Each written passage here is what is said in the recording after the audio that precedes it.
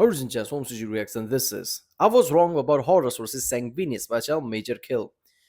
Yes, obviously I'm recording from mobile, but now I have like dedicated, you know, mic, I guess, lavalier, whatever it's called. So I'm hoping it sounds good. So yeah, I'm obviously not in my studio, but in my office. Yeah. So I thought I should watch this because what is the new lore about Horus and Sanguinius? What is wrong about like this? Is as soon as I read this title, I'm like, what the hell? Is there something new? Like they changed what happened about with Horus and Sanguinius? So this is gonna be interesting. I like Major Kill. Major Kill is like the great Warhammer 40k channel, which basically covers things in like very short time. This is just like 6 minutes video, so it's like really short. So I don't know. Like I'm thinking there's gonna be some new lore because otherwise his videos are usually like 9, 10 plus minutes. 6 minutes is like maybe he just realized something and he just made a video about it. So it's gonna be interesting. Let's watch it.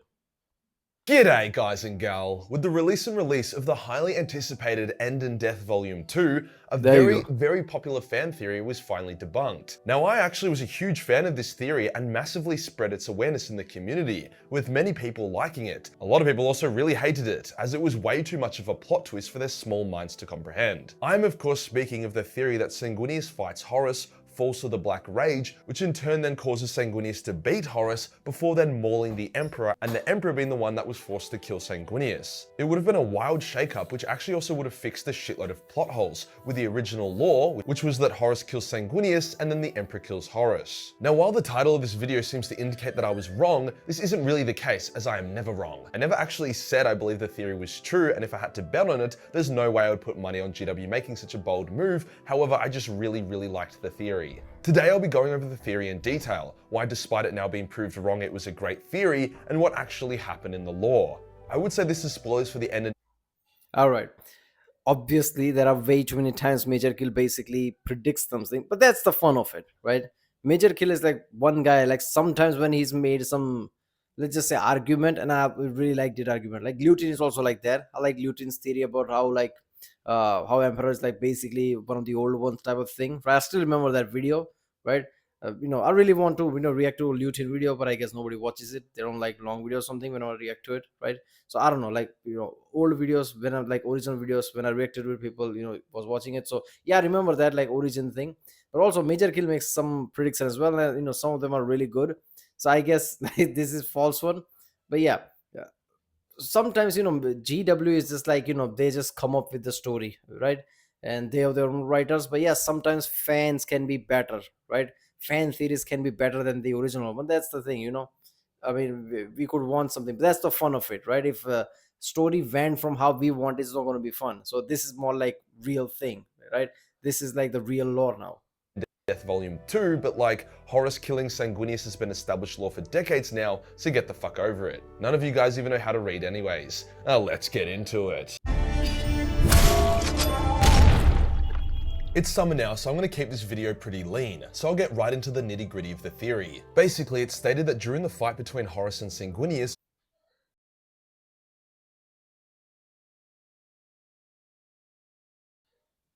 Seriously, man, fucking spams are just like insane. I get spam call every few minutes now. Sanguinius then willingly embracing the Black Rage in order to change his destiny and defeat his brother. In doing so, the Blood Angel Legion would also fall to the Black Rage on Terra, as they did in canon, rather than doing it when Sanguinius died. Sanguinius would overcome Horus and mortally wound him, however not outright killing him, at least not in my version. The Emperor would then enter the room, seeing Sanguinius covered in blood over a downed Horus. The Emperor would call to his son Sanguinius, who would turn to him, however Sanguinius was lost to the rage. The Emperor would try calm Sanguinius down with words, gestures, and psychic probing, but Sanguinius would then attack the Emperor. The Emperor would be desperately trying to save Sanguinius, allowing his son to maul him as he obviously didn't want to kill the glorious Hawk Boy. In the moments before the Emperor would die, he would realize that if he let Sanguinius kill him, it would be the end of the Imperium, as Sanguinius would be this rampaging monster, the Blood Angels would stay in the Black Rage and kill the remaining loyalists, and all would be lost. So the Emperor sheds the last of his humanity and summons the power to kill his beloved son. Then he limps over to the severely wounded Horus, and in order to stop Chaos from seeing what occurred here, he would annihilate Horus's soul, as if Chaos knew that the Emperor killed Sanguinius, it could also use that knowledge to break the Imperium. After this act, the Emperor would fall, with Rogel Dawn rushing into the room and seeing the mess. That's where the theory ends, as the Emperor would then be put onto the Golden Throne, with Sanguinius being remembered as the hero he was, not the monster he died as. With Sanguinius' death, the Blood Angels would be released from the Rage, although it would then forever slumber within them. I personally fucking love this theory as it's tragic and grimdark. Sanguinius I don't look. I think there's too much drama in it, right? Like I don't know how to explain this, but it's just like there's too much to it. There doesn't have to be, right? With the Sanguinius basically, attacking, like, the Emperor doing this shit to save Sanguinius, and I get it. Like, if this story was leaked, Imperium would be destroyed. But then again, Emperor killed Sanguinius. It's fucking Emperor, right? This was never a democracy, so I don't see that thing really being that much of an issue. But you know what? At the same time, like, it's dramatical, it's fun, but I don't know. It feels like too much for Warhammer. So kind of makes sense GW wouldn't go that way. is desperately trying to fight against his destiny, but in doing so dooming his soul. To a large degree, it also makes much sense in the current canon lore, that being that the Emperor struggled to fight Horus out of compassion and only made the decision when it was too late. But like, bruh, have you met the Emperor? This dude doesn't give a fuck. Horus had been a bold Yeah. piece of shit for years now and had just killed Sanguinius. The Emperor would be fucking fuming and wouldn't have held back out of some random love for Horus, nor would watching Olanus Pius die trigger him to go insano style if he already saw Sanguinius' corpse. It's also the most insane plot twist that is physically possible without changing. Another thing, like, about Emperor, like, one thing I've gathered, like, Emperor and how he created Primarchs, like, okay, he loves them in his own way, let's just say, but all this emotion and shit, was Emperor like that? Because this felt like more of a military family than anything else, right? So all this, like, okay, obviously Emperor would have, that kind of love, but I guess there's a limit to it, right? Because there was an end goal with him creating Primarchs and all. There was like a whole thing, right? He wanted, in, vision he had with the Primarchs and everything. So I don't know, man. To me personally, I don't think Emperor, after, fucking shit up like this, after, Horus and everybody just fucking shit up like this, I don't think he would be that much emotional. He would just mostly be angry, like how his plan got destroyed or something.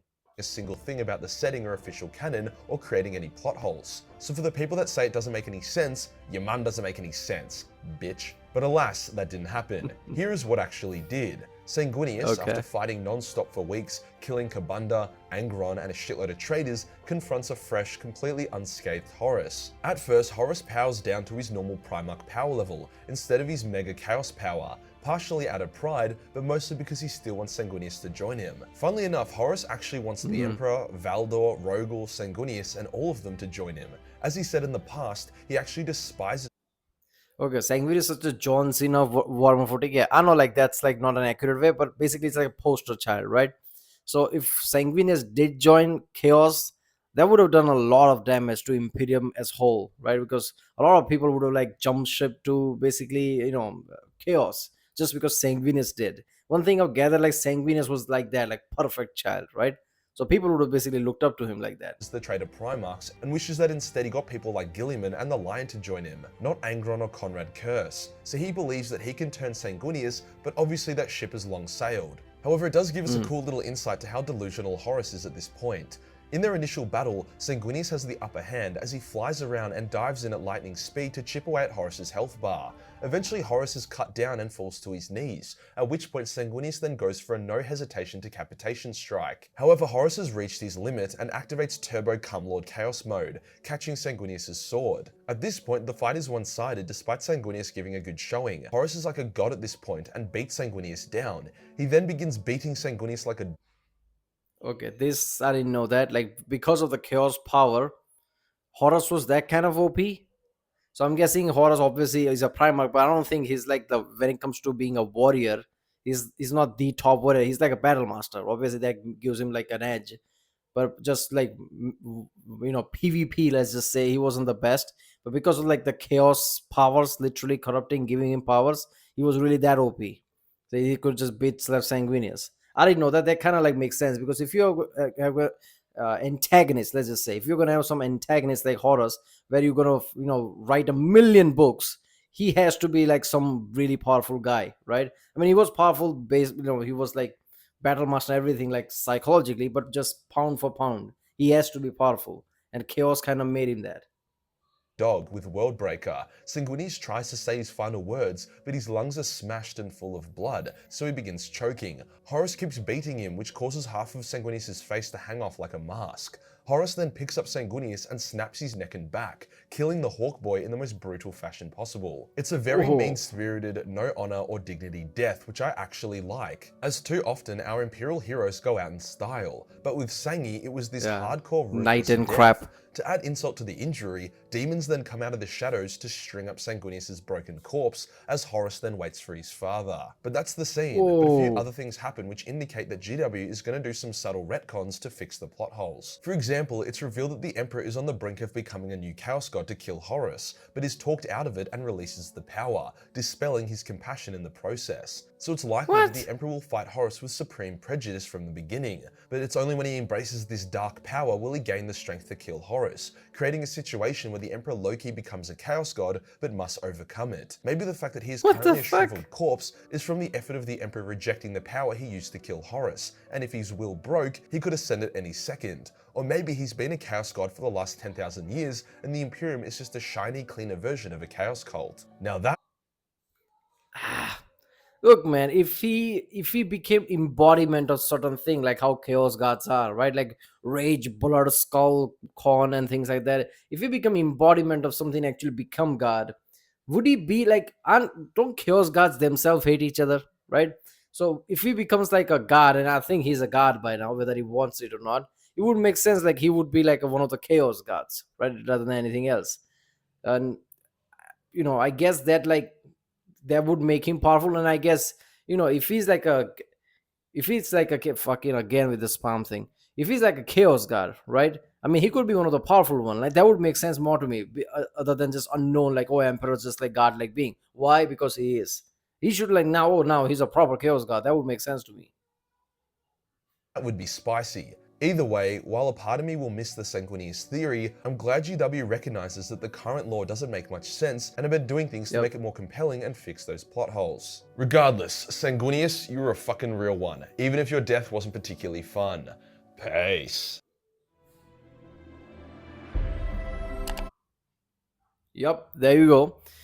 Yeah, about Horus and Sanguinius. I guess the Chaos God things. I don't know. Like I'm like touch and go with that. I don't know how I feel about that because I want Emperor to be his own thing rather than be some like Chaos God that he became to kill Horus, and now he's just like rejecting, trying to repel. But then again, it's like be his whole fight is against like Chaos Gods in a way, right? It's like Emperor versus Chaos Gods. That's what the whole corruption thing was. Even right now, that's the kind of fight.